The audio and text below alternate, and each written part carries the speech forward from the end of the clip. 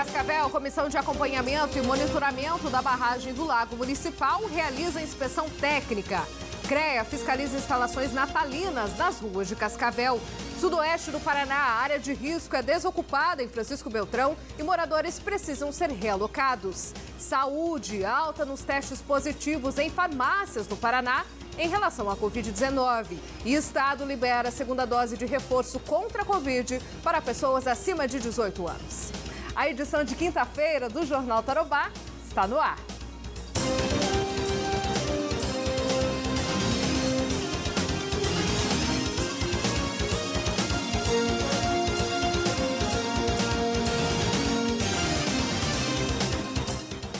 Olá, uma excelente tarde para todos vocês. Hoje é 10 de novembro de 2022 e a gente já chega com essa edição, mais uma vez agradecendo a sua companhia aqui com a gente no Jornal Tarobá.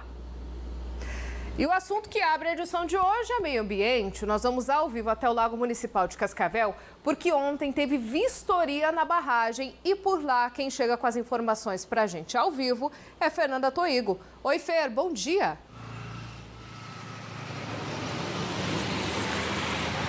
Olá, bom dia Dani, bom dia a todos. Falamos aqui do Lago Municipal, nosso grande cartão postal, e hoje a gente está aqui para falar de temas importantes. O lago recebeu uma visita ontem, visita de uma equipe que tem feito aí todo o acompanhamento para a realização de 2 itens bem importantes. Plano de segurança da barragem e também o plano de ação emergencial. Ao vivo comigo está o secretário Ney Raverotti, que vai explicar para a gente, então, por que esses planos são necessários. O plano de segurança da barragem é um pedido, inclusive aconteceram outras vistorias aqui.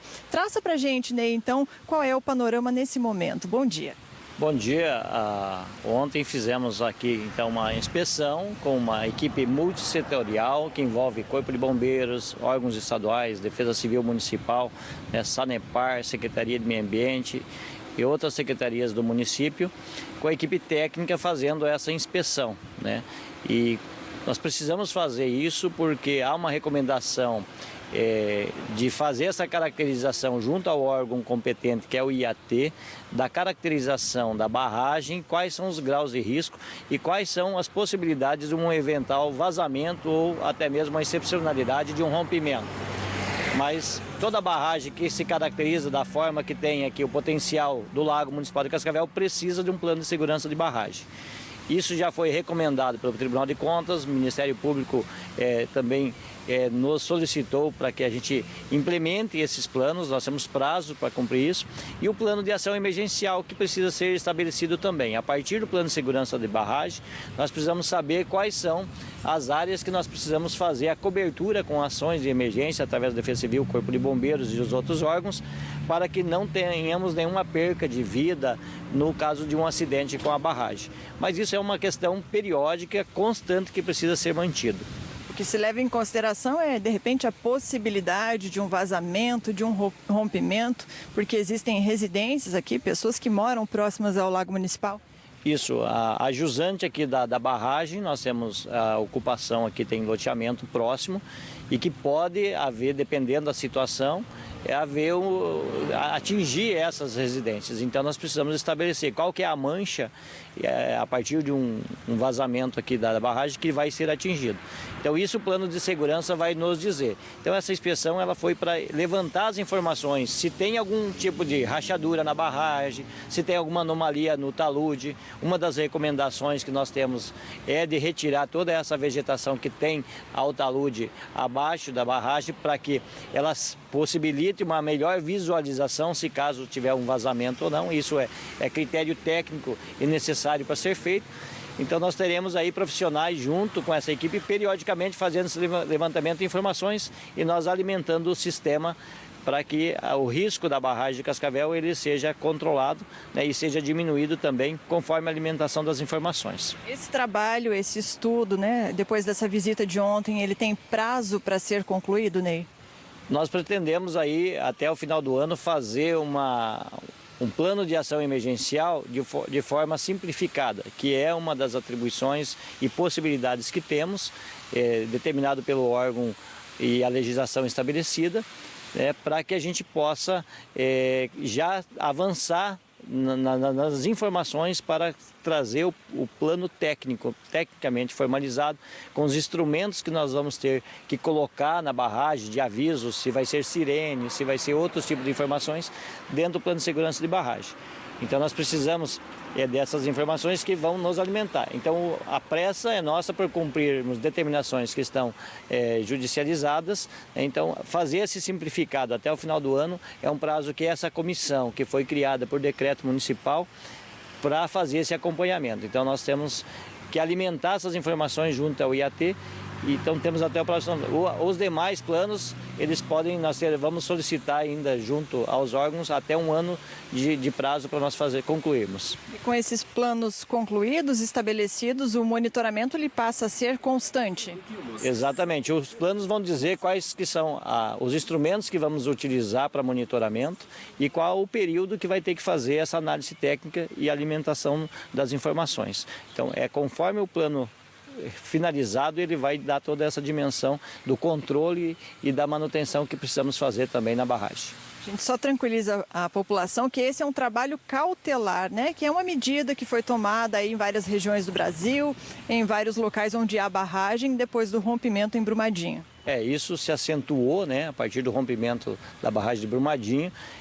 Houve essa cobrança porque aqui nós não tínhamos nenhuma informação. Então hoje a barragem do lago ela se caracteriza com um risco elevado porque não tem as informações, mas não que tenha evidência ou alguma possibilidade de rompimento. Então a população pode ficar tranquila que pelas análises preliminares não há nenhum risco de rompimento iminente e nem constatado. A partir do momento que os planos estejam prontos, o grau de risco dessa barragem ela vai ficar bem diferente do que o grau de risco por causa das informações inexistentes. Obrigada, secretário, pelas suas informações. Então, esse é um passo importante, é um trabalho que tem a ver com segurança e também aí com o bem-estar de quem visita o Lago Municipal. A gente precisa estar em dia com essas informações e também a secretaria passará a ter este monitoramento constante. Dani, são essas as informações a respeito da barragem do lago. Eu sei que logo na sequência e nos próximos dias a gente vai ter outras novidades aqui, entre elas a decoração de Natal, que está ficando uma maravilha por aqui. Volto contigo aí no estúdio. Tá certo, Fernanda Toigo. Muito obrigada pela sua participação, falando um pouco mais desse trabalho de vistoria realizado ontem e já dando um spoiler para vocês em relação à decoração natalina. Ainda nessa edição a gente vai falar um pouco mais em relação à programação natalina e também dos 71 anos de Cascavel. E nós já mostramos que o programa Felicidade do Idoso vai ganhar uma sede própria. O novo espaço fica próximo ao local onde as atividades são realizadas hoje. E a expectativa para a ampliação do programa tem aumentado com o início da obra. A felicidade estampada no rosto. Estou contente de estar aqui. O pessoal atende muito bem, super bem, eles atendem a gente aqui. A gente viaja, a gente passeia, se diverte. Dança aí. Canta também. Então, olha, é muito bom mesmo. Dona Rosalinda é uma entre os centenas de idosos que se reúnem todos os dias no Salão Comunitário do Parque São Paulo, em Cascavel. Vindos de toda a região da cidade, aqui eles são atendidos pelo programa Felicidade do Idoso. Café da manhã, almoço e muita atividade durante o dia. Quando eu posso, eu venho 5 vezes. Todos os dias? Quando eu posso, nem sempre. Essa semana é o primeiro dia que estou vindo hoje. Tive outros problemas, né? Mas senão eu venho mesmo. Muito bom aqui. O que acha das atividades? Nossa, é maravilhoso! Que é um novo tempo, né? Onde eles são acolhidos com muito amor, com muito carinho pela equipe, onde eles fazem novas amizades, né? E fortalecem mesmo o vínculo, né? O programa atende em média 200 idosos por dia. No meio de tanta gente, surgem novas amizades. E novos amores também. Seu Sebastião, Dona Marli, fiquei sabendo aqui pelos amigos que vocês se conheceram aqui. Aqui. É isso mesmo? Aqui no Parque Targino. Faz quanto tempo? Faz o quê? 3 meses? O homem é ruim de data, né? Então deixa eu perguntar pra ela. Faz quanto tempo que vocês se conhecem? Uns 4 meses. Já faz 4 meses que eu conheci ele aqui. E como que foi esse encontro? Foi... Fazendo caminhada. Fazendo caminhada no parque, fazendo a caminhada assim de rotina, né? No parque, aqui de volta ao parque, né? O senhor chegou do ladinho, foi caminhar junto? Não, Eu alcancei ela caminhando, que eu caminho mais rápido um pouco. E já começamos ali, né? Complementar e tal. Eu gostava de dançar ele também, daí começamos a dançar. E daí acabei conhecendo ele. Como diz o programa, né? Felicidade para vocês. Felicidade. Atividades motoras, atividades intelectuais, mas principalmente criando novas amizades e fortalecendo relacionamentos. É assim que esses idosos estão cuidando da saúde física e mental. Idoso que chega com depressão mesmo, né? E depois, assim, os relatos são maravilhosos. Esses relatos que a gente recebe deles, esse feedback, que nos faz mesmo trabalhar cada vez mais, com muito amor, com muito carinho, sabe? Que nós vemos mesmo que esse fortalecimento de vínculo, ele realmente faz-se necessário para o idoso, sabe? Esse aconchego que ele vem aqui, recebe essas amizades, essa conversa, esse momento de integração é essencial para a vida do idoso. A ideia do município é ampliar o programa. A prefeitura estima que sejam 45 mil idosos na cidade. Um novo espaço do idoso já está sendo construído no Parque Tarquínio. Serão 400 metros quadrados de área construída. O investimento é de quase R$1,5 milhão. A previsão é de que a obra seja concluída em 6 meses. Nós estamos realizando agora a parte da terraplanagem. Em breve a estrutura começará a se erguer. Nós temos lá hoje o uso da sede lá da comunidade, né, do salão comunitário, em que com essa sede nós iremos qualificar, melhorar o atendimento através de uma infraestrutura ainda melhor. Visto que hoje nós atendemos lá aproximadamente 1.000 idosos. Aqui é pequeno, porque nós temos as nossas oficinas de artesanato, as atividades físicas, a alfabetização, aulas de violão, e a gente tem que se virar nos 30 aqui, né? Cada um no seu espaço, mas todo mundo assim respeita o seu espaço, porque sabem da importância de todas essas oficinas para eles, né? Então, assim, a hora que abrir ali, né, o nosso novo espaço de... Que coisa boa, né? Eu não sei você de casa, mas só de ver esse pessoal, essa juventude toda aí, chega a me dar uma alegria, ainda mais ânimo nessa quinta-feira. Que bacana esse trabalho feito aí, a felicidade do idoso e ainda mais essa ampliação para o centro de convivência ali no bairro Parque São Paulo. Legal, né? E foi divulgado o relatório do Ministério da Defesa sobre o sistema eleitoral brasileiro. Quem tem mais informações ao vivo para a gente é Fernando Lopes. Oi, Fernando, bom dia para você. Olá, Dani. Bom dia para você, bom dia a todos. Esse relatório ele foi divulgado ontem no início da noite e encaminhado ao Tribunal Superior Eleitoral. É um relatório bastante extenso, tem 65 páginas, está disponível para todo mundo no site do Ministério da Defesa. O relatório não aponta nenhuma fraude no processo eleitoral, mas levanta alguns questionamentos. Eu vou ler um pedacinho para vocês. Diz o seguinte no relatório o ministro da Defesa, Paulo Sérgio Nogueira de Oliveira, que do trabalho realizado pelos técnicos do Exército, ele tem destacado 2 pontos. Primeiro, que foi observado que a ocorrência de acesso à rede durante a compilação do código-fonte e consequente geração dos programas pode configurar relevante risco à segurança do processo. Segundo, dos testes de funcionalidade realizados por meio do teste de integridade e projeto piloto com biometria, não é possível afirmar, segundo o Ministério da Defesa, que o sistema eletrônico de votação está isento da influência de um eventual código malicioso que possa alterar o seu funcionamento. São esses 2 pontos levantados pelo ministro e ele faz uma consideração. Ele sugere algo ao Tribunal Superior Eleitoral, que seja realizada uma investigação técnica para melhorar o conhecimento do ocorrido na compilação do código-fonte de seus possíveis efeitos e também promover a análise minuciosa dos códigos binários que efetivamente foram executados nas urnas eletrônicas. Conclui o ministro da Defesa. Para isso, apresento como sugestão a criação de uma comissão específica integrada por técnicos renomados da sociedade, e representantes de entidades fiscalizadoras.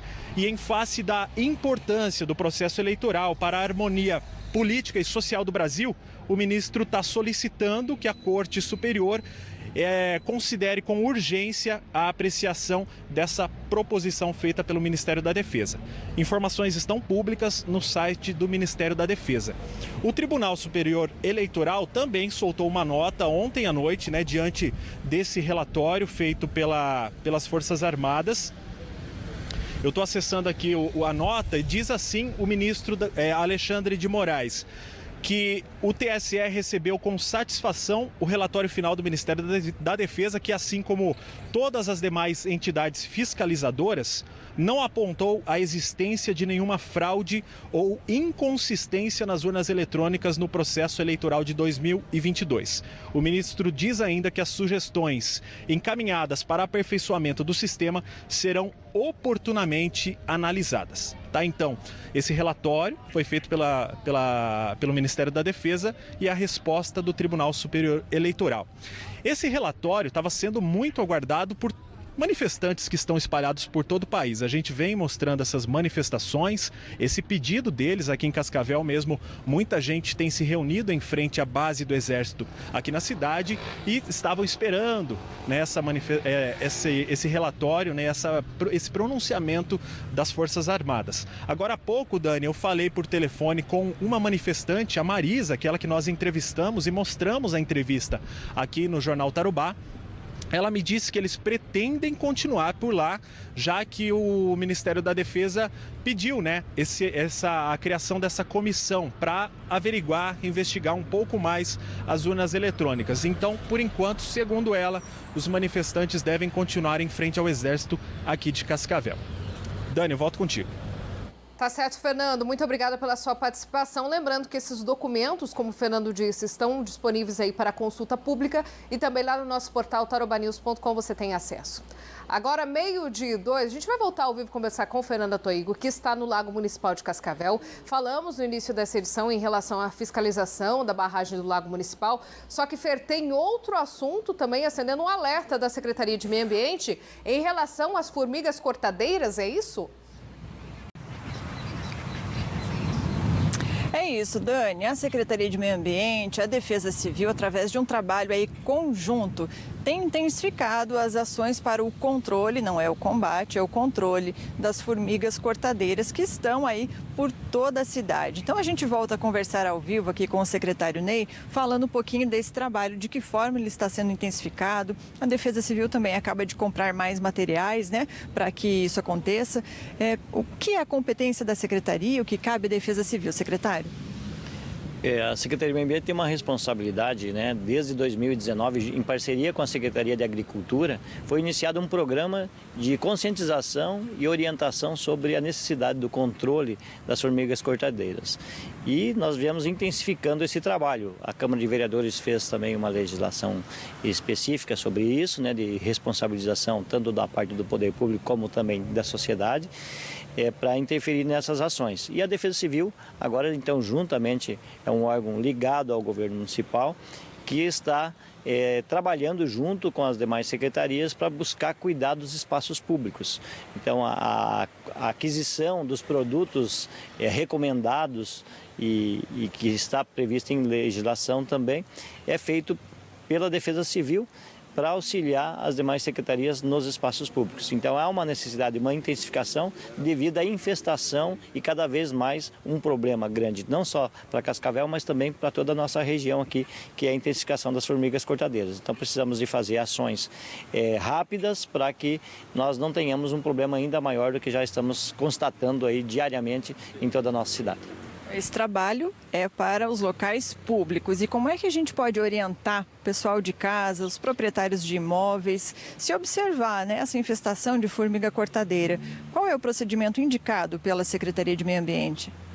Nós temos um material informativo que a gente pode estar distribuindo, a pessoa pode adquirir com a Secretaria de Meio Ambiente, com a Secretaria de Agricultura também, orientando que tipo de controle que você pode fazer e para conhecer também como ela se comporta. Então, essa orientação é dada aqui, o cidadão que tem que fazer um controle no seu terreno, na sua propriedade rural, que ele busque a orientação técnica por um profissional habilitado ou nas revendas, onde revende produtos para fazer esse controle também existe uma orientação técnica sobre a aplicação, de cuidados com a aplicação dos produtos e também fazer o controle correto para você não desperdiçar produto e nem custos, né? Que a parte de custos disso não é um custo barato, isso, então é um custo alto e precisa ter eficiência e resultado no controle.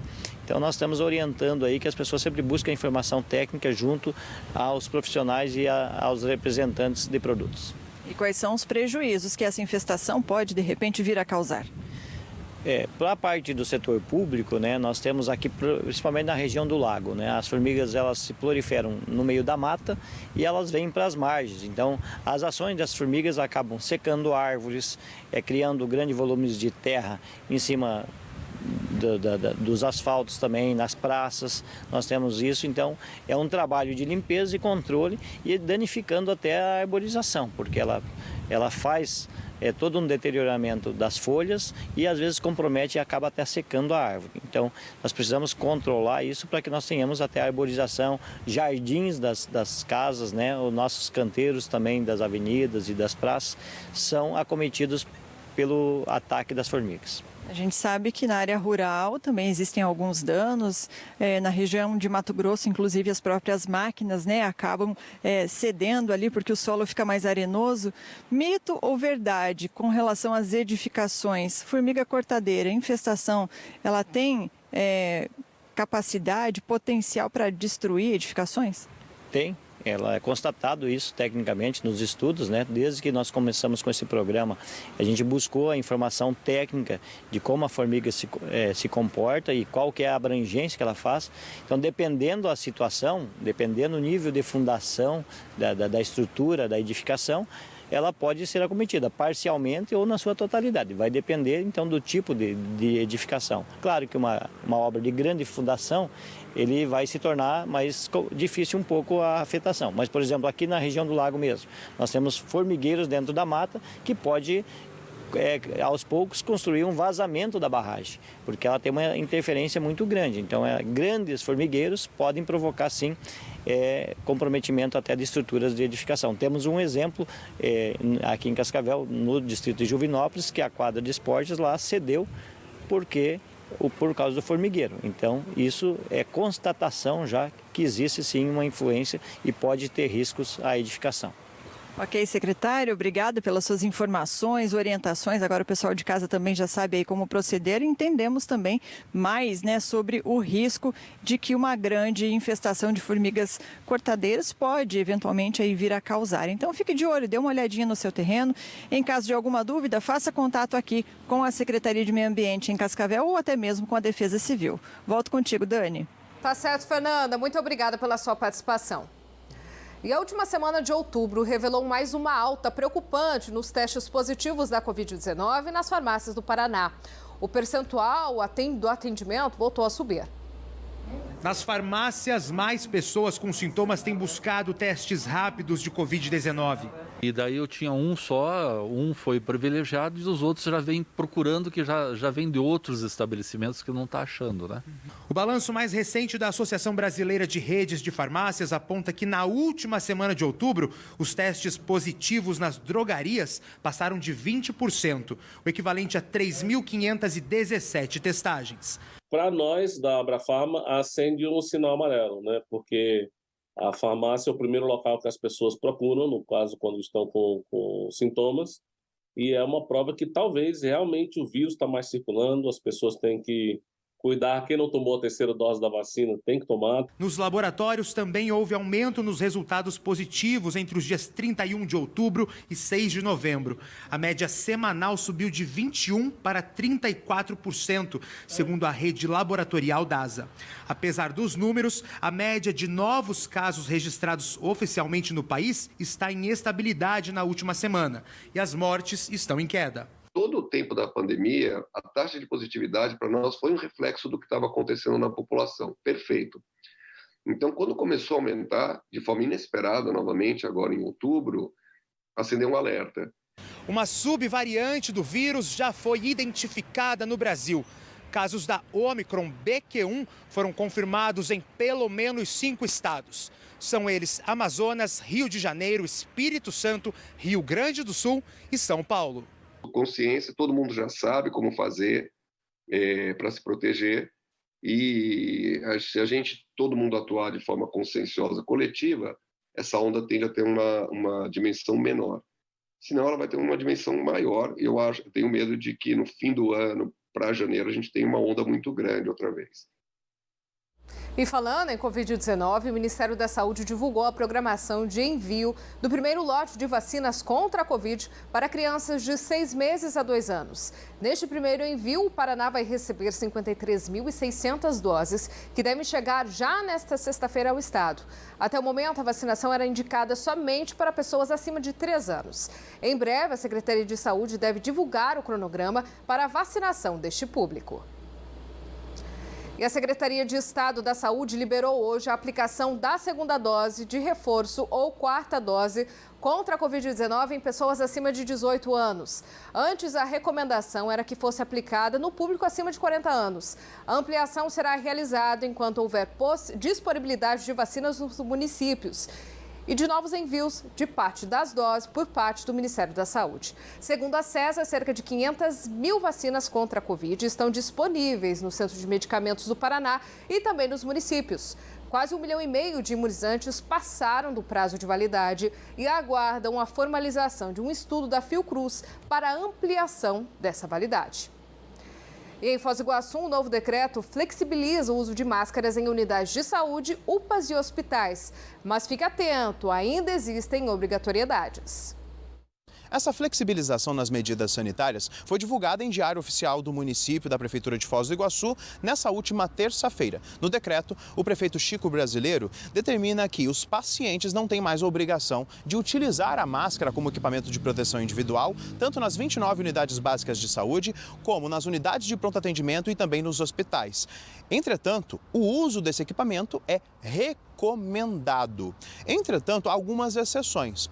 As pessoas que apresentam algum caso de sintoma gripal ou até mesmo estão com casos confirmados de Covid ou acompanham pacientes em tratamento de Covid são obrigadas a utilizar o equipamento de proteção individual. Os médicos também e os servidores também devem usar as máscaras, porque é considerado um EPI. Além disso, é fundamental deixar claro que essas unidades básicas de saúde, unidades de pronto atendimento e hospitais também não têm mais a obrigação de ter máscaras à disposição e ceder para as pessoas que venham procurar algum tipo de atendimento de saúde. Então, se você ainda precisa de algum atendimento, mas mesmo assim ainda não tem alguma segurança e acha necessário utilizar a máscara, leve aquela que você tem em casa. Pode ser a máscara descartável ou até mesmo a de tecido. De acordo com a Secretaria Municipal de Saúde, nós não registramos nenhum caso de óbito por Covid há pelo menos 30 dias aqui na cidade. De Foz do Iguaçu, Vinícius Machado. Agora, 12h13, em um mês, o monitor de ruídos implantado em Curitiba já detectou mais de 1.000 ocorrências de excesso de ruído. Há 20 anos, a Valéria mora nesse prédio, perto do centro de Curitiba. E ano após ano, o barulho só aumenta, o que a fez entrar em movimento contra a perturbação do sossego na cidade. Aqui é um inferno a vida no centro cívico atualmente. Tem o barulho do trânsito, que é o ruído dos escapamentos barulhentos, dos buzinaços, porque tem muita manifestação aqui também, as pessoas acham que devem se manifestar buzinando. Tem o problema dos batidões, né, os veículos que passam com batidão.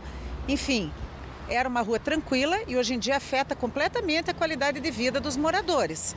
No mês passado, a prefeitura instalou um monitor de ruídos que registra veículos barulhentos demais.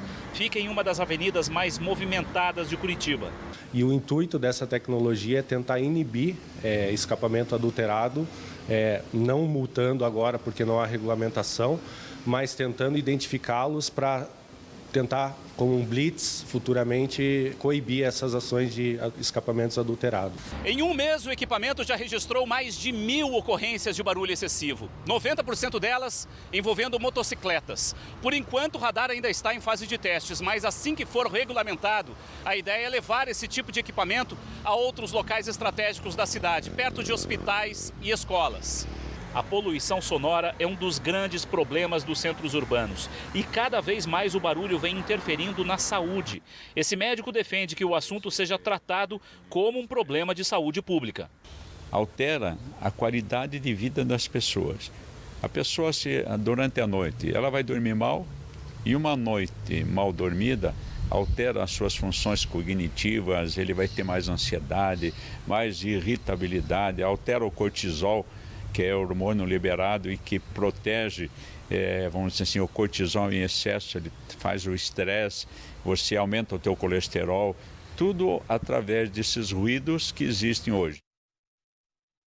Essa situação não é exclusividade da capital paranaense Curitiba, já mostramos diversas vezes esse problema aqui em Cascavel e já faço reforço, se você de casa tem esse problema com ruído, som alto, aquela moto com escapamento adulterado, pode mandar para a gente pelo 45 99117 0028. A gente quer saber se aqui em Cascavel a gente continua com essa situação.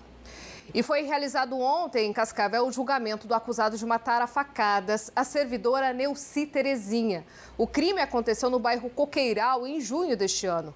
O acusado foi condenado a mais de 20 anos de prisão. Patrícia Cabral, ao vivo, tem os detalhes pra gente. Justiça foi feita, né, Paty? Boa tarde. Olá, Dani. Boa tarde para você, boa tarde a todos. Exatamente. O julgamento começou ontem de manhã e terminou no fim da tarde. Lucas Keller, de 22 anos, foi condenado a 21 anos, 10 meses e 15 dias de prisão pelo assassinato da servidora pública aqui de Cascavel, a Neuci Terezinha, que aconteceu no bairro Coqueiral. Uma qualificadora, que foi roubo, foi retirada do processo, mas outras duas foram mantidas. Meio cruel e recurso que dificultou a defesa da vítima. Na primeira fase do julgamento, o então réu se recusou a responder aos questionamentos do Ministério Público e também os questionamentos do advogado de acusação, o Dr. Lauri Silva. Mas 5 testemunhas foram ouvidas, entre elas os socorristas do SIAT, que prestaram atendimento à vítima no dia do crime, e também um dos filhos de Neuci, que inclusive conversou com a gente. Veja só. Ela não vai voltar, né? E ele tá vivo, né? Ela não, né? Mas 21 anos, acho que dá para ele dar uma boa pensada também, né? Para ele tá bom, não falou nada, ficou com a cara ali, entendeu? Então, né? Não nem demonstrou que estava arrependido, nem nada, ficou quieto, ficou na dele. As imagens tá aí, provou tudo, né? Então, as câmeras hoje de segurança são essencial, né? Tá aí, a prova tá aí, ó. Tudo que ele fez, ele mesmo viu, né? Disse que não lembrava, agora ele viu o que ele fez. Eu quero agradecer, né, vocês por ter vindo aí, ajudado a gente, por expor o caso, tudo, né? Pois é, só relembrando a vocês, esse caso aconteceu então no dia 4 de junho deste ano. O Lucas invadiu a casa da servidora, atacou ela e matou a facadas. Ele foi preso minutos depois, tentando praticar um outro crime. A Neuci era servidora aqui de Cascavel e ela trabalhava na unidade de saúde do bairro Aclimação, aqui na cidade. Foi um caso que gerou grande comoção nacional, inclusive, e como o filho relatou e reforçou aí a situação, a polícia contou com a ajuda das câmeras de segurança que registraram toda a ação agora do condenado Lucas Keller, de 22 anos. Eu volto com você no estúdio, Dani. Tá certo, Patrícia. Muito obrigada pela sua participação. A gente sabe que a Neuci não volta mais, mas a justiça foi feita. E hoje, 5 suspeitos foram presos em Guaíra durante a Operação Ligação Direta, que foi desencadeada pela 20ª Subdivisão Policial de Toledo. Cerca de 20 policiais civis cumpriram 8 mandados de prisão contra investigados por envolvimento nos crimes de furto qualificado, corrupção de menores e associação criminosa. As investigações estão sendo realizadas há 2 meses e foram iniciadas após ocorrências de furtos de caminhonete de luxo em Toledo, que eram levadas para cidades no Paraguai. Foram apreendidos 2 desses módulos eletrônicos, telefone celular, um automóvel e uma pequena quantidade de maconha. E claro que as investigações em relação a esses casos continuam. E o 5º Comando Regional da Polícia Militar completa 12 anos e hoje foi dia de comemoração. Ismael Elias acompanhou a solenidade militar e chega com os detalhes para a gente. Oi, Ismael, boa tarde.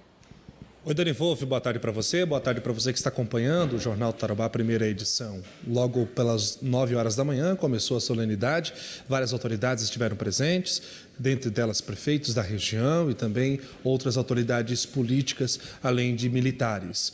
Houve várias passagens por parte dos policiais, vários desfiles, aliás, sendo que cerca de 40 pessoas foram homenageadas com este aniversário do 5º Comando Regional da Polícia Militar, que foi implantado aqui na nossa região há pouco tempo, completou 12 anos e atende cerca de 94 municípios, mais de 2 milhões de pessoas aqui em toda a nossa região. Também esteve presente o comandante-geral da Polícia Militar do Estado do Paraná, o Coronel Hudson, que também conversou com a nossa equipe de reportagem lá no local e até trouxe uma novidade para a nossa região.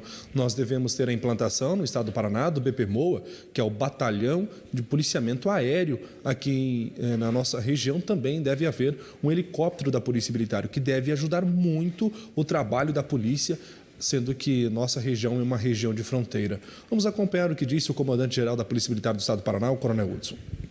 Já está em andamento, é um plano de governo, as aeronaves já estão chegando, é o projeto Falcão, são aeronaves que uma já está pronta, vai ser entregue em breve, acredito que até o final desse ano, e a outra chega já para o início do ano.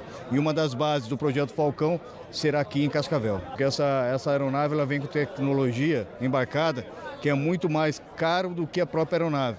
Então é algo que não existe na América Latina e que o Estado do Paraná está inovando aí com essa tecnologia que permite o auxílio às viaturas de radiopatrulhamento e outras operações de inteligência também. O total serão de 4 helicópteros aqui para o Estado do Paraná, sendo 2 simples e 2 com essa tecnologia embarcada. Tecnologia bem avançada que vai ajudar a polícia. Também nesta manhã nós acompanhamos o lançamento da Operação Pronta Resposta. Quem passou em frente à Catedral de Cascavel percebeu a grande movimentação policial.